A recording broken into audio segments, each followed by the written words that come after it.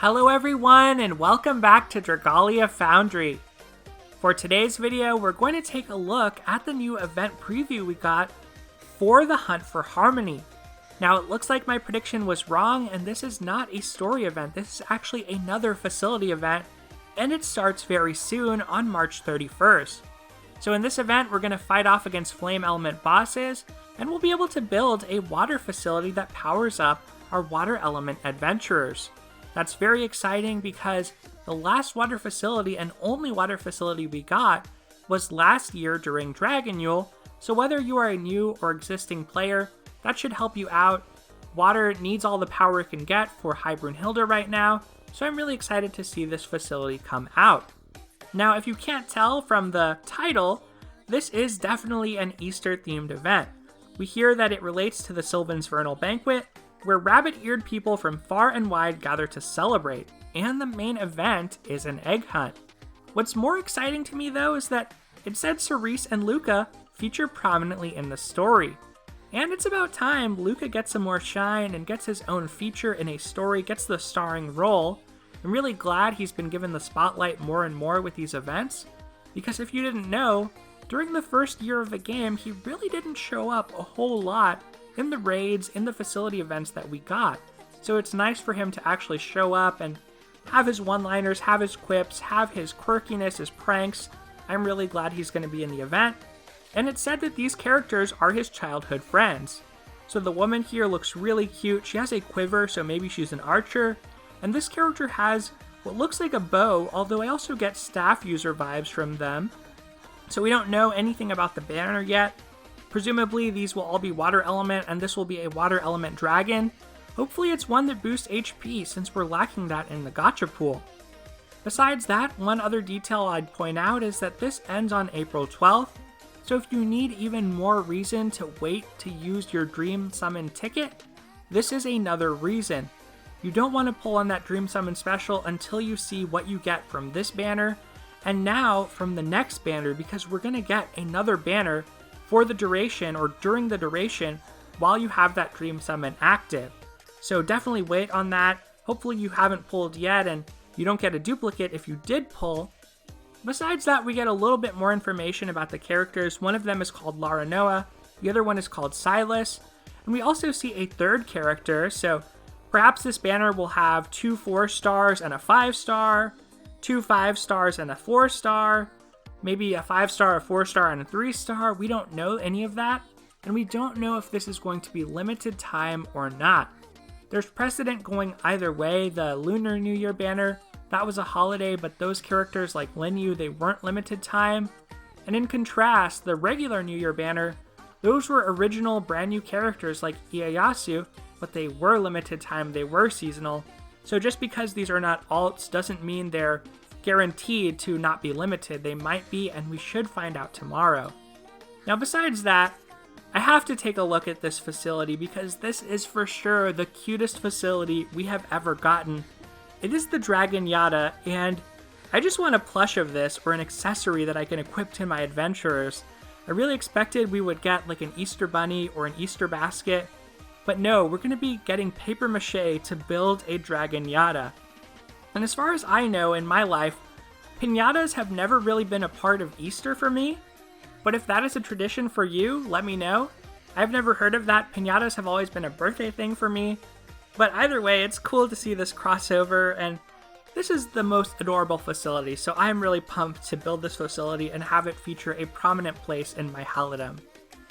Now as far as preparing for the event, and speaking of the Halidom, I wanted to give some tips as this is a water-focused event, and I know that these facility events, being solo content, or the hardest content being solo, can be pretty challenging. It's not easy to get another team to help you out like it is with raids, and last time we saw, again, we're getting those master difficulty challenges with 500 Wormite locked behind them.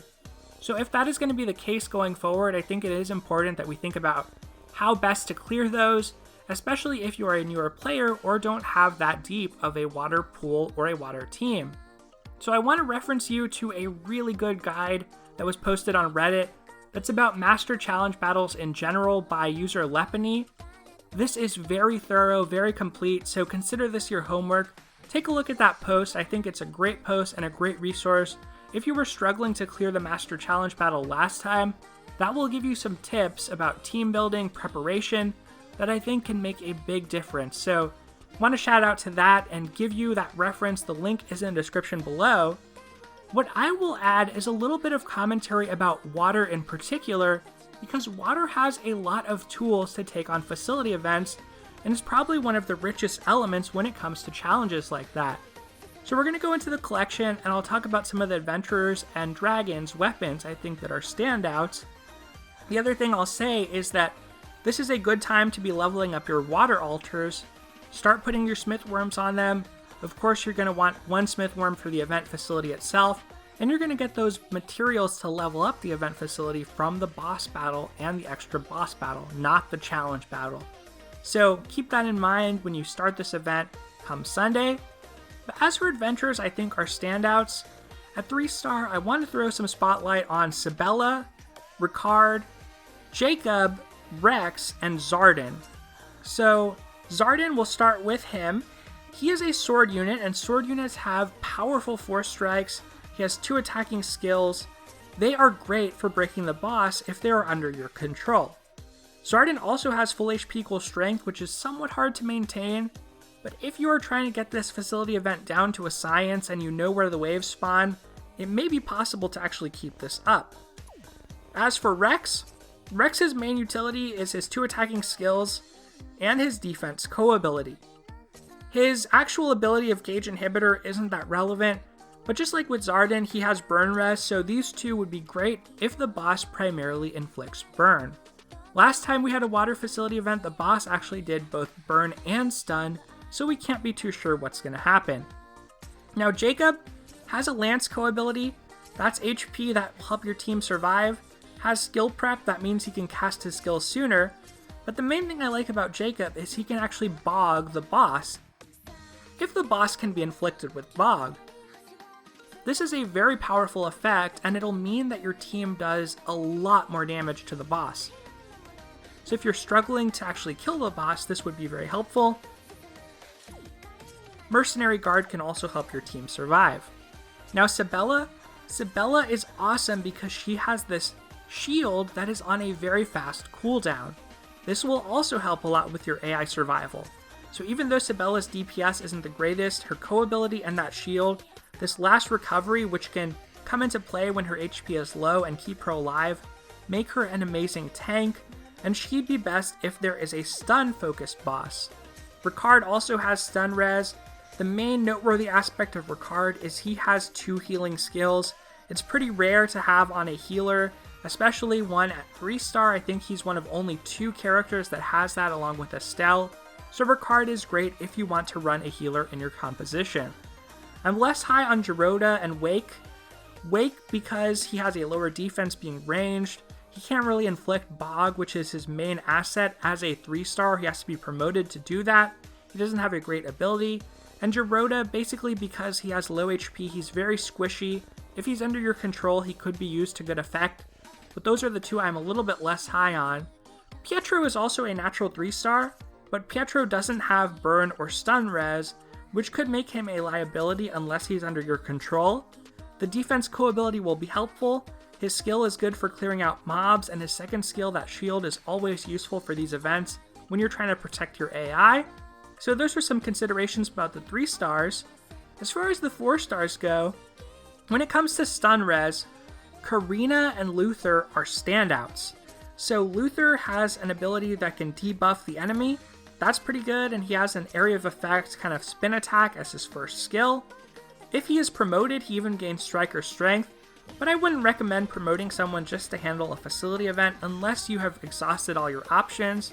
Karina is also great at dealing with lots of enemies. This can hit a lot of enemies. Raging Tide hits mostly ahead.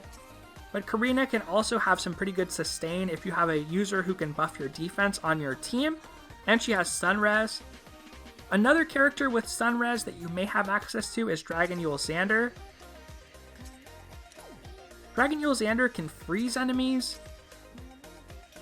He can also energize himself by defeating enemies with force strikes, so he is a good unit at taking on lots of mobs if you're able to build up that skill and that ability to actually be able to use those Force Strikes effectively.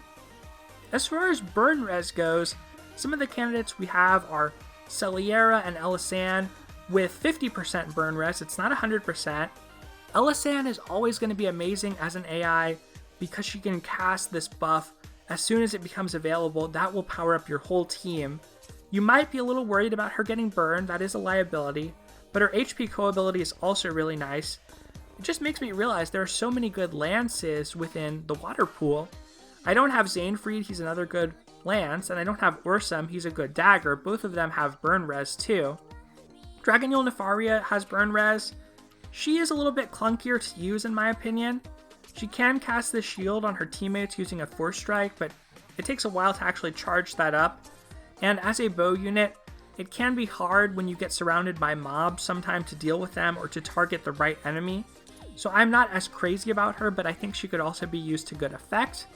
And Thaniel is your other option as a healer. He does have 100% burn res. He has that defense buff which interacts nicely with someone like Karina, especially if both burn and stun are in the fight. He could be a good option.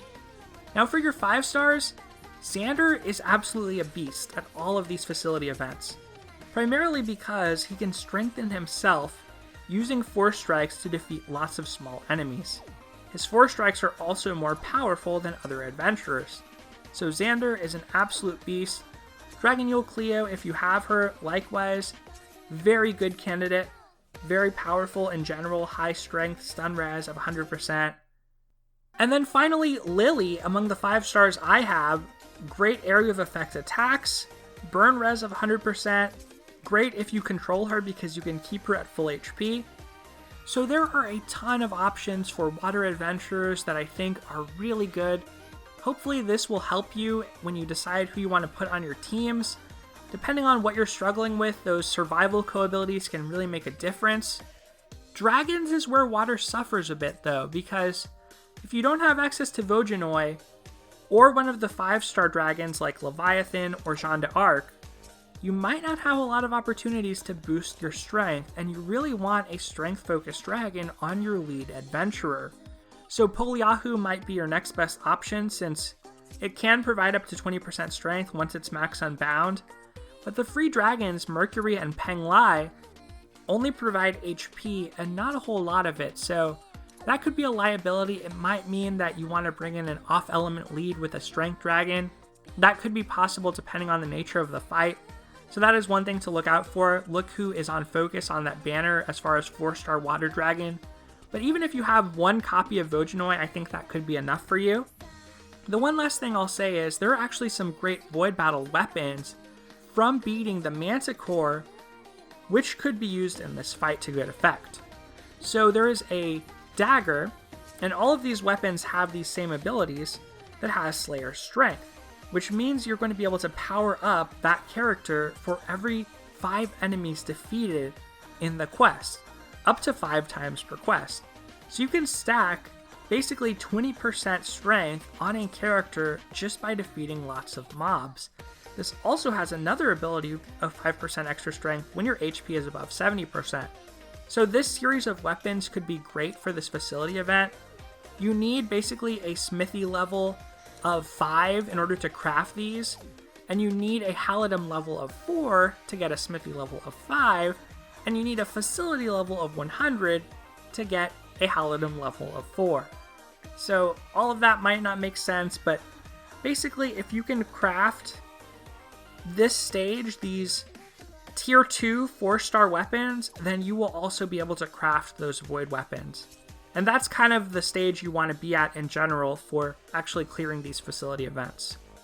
Now, there's also the same tree in axes and in lances, which is great because there are a lot of good water lances, and as well in wands, which could be good for Lily or Dragalia Xander.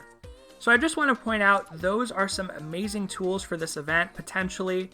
We'll have to wait and see the actual details of the event itself, whether it's primarily burn, whether it's primarily stun, or if it's a mix of both. But I hope this information about the water adventurers that we have access to gives you something to think about as you decide who you want to include on your teams. Wait until the event actually comes out, wait to see which affliction is most painful before you decide who to build. Save your mana up and you'll get some new mana as the monthly reset happens for void battles from the treasure trade. But save and think about who to invest in if you have limited resources. You don't have to do it right now. You can start playing Water Ruins and do it later on. Now, unfortunately, with this facility event happening, it is pretty stamina intensive, which will draw some resources away from those double drops and double rupee events that are going on. But hopefully you'll still have enough to be able to clear the facility event out and do all of the double drop grinding that you wish to do. I, for one, am really excited for this event. I'm glad that we didn't have too much longer of a waiting period, since it feels like we've been without an event for quite a while now. Let me know what you think about the event in the comments below, and I'll be back tomorrow with a showcase preview. Once that preview comes out, we'll also decide whether we are going to summon on Gala or whether we are going to wait for that new banner. Now, I am very torn. If there is a new bow-focused Wyrmprint, that could lead me to wait and actually try to pull for that on the new banner. We're gonna have to wait and see. Thank you so much for watching. Take care, everyone, and I'll see you next time.